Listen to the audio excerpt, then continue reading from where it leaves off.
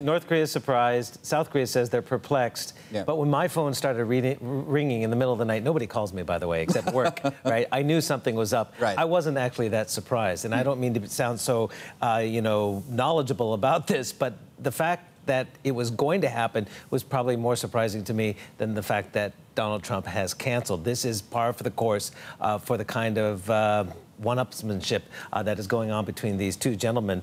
Some have described it as megaphone diplomacy. There's still 18 days until June 12th in Singapore. I'm not saying it's going to happen then or there, but the fact that there is still 18 days to happen, and the North Koreans already seem to be backing away from their tougher line that they've had over the last week. Let me just read the latest statement from KCNA, which is the state news agency in Pyongyang. Our goal and will to do everything for peace and stability of the Korean Peninsula and mankind remains unchanged, and we are always willing to give time and opportunity to the U.S. side with a big and open mind. This is the North Koreans saying this today. We express our intent that there is a willingness to sit at any time in any way to resolve the issues. But again, the big stumbling block are the deliverables that both sides want. Okay, you get these two men together, pomp and circumstance, it's for the show, it's for the cameras, but the deliverables have to have already been hammered out beforehand. Yeah. This is obvious. They have not been able to agree on much of anything other than to talk. CVID is the acronym that we've been looking at. That is what the U.S. is insisting. That is complete, verifiable, and irreversible denuclearization, okay?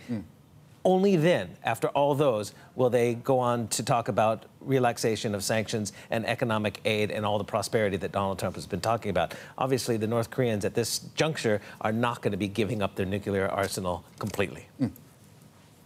So, Steve, what's next? Back to 2017 hostilities? Is this just bluster and Singapore will still happen? How should we read it? Well, again, Donald Trump in that letter that he dictated, I guess, himself, said that the door remains open for the North Koreans to come. He said if Kim takes constructive actions before June 12th, it still could happen, the summit. We have to get it right, though.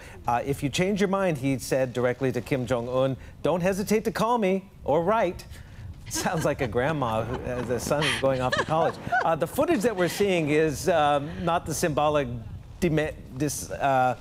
destruction of the talks. This is the Punggye-ri nuclear testing site that foreign journalists were invited to midweek to see the destruction of the caves and tunnels where North Korea kept those or made those 6 nuclear tests, including the most recent one in September, which was likely an H-bomb test. They did bring the international media and some inspectors to the Punggye-ri area, mountainous region of the northeast Korean peninsula, to show the dismantling of their test site. However, given Trump's statement overnight and that letter to Kim Jong-un, kind of sidelining the news that Kim Jong-un is making a show of his commitment to denuclearize.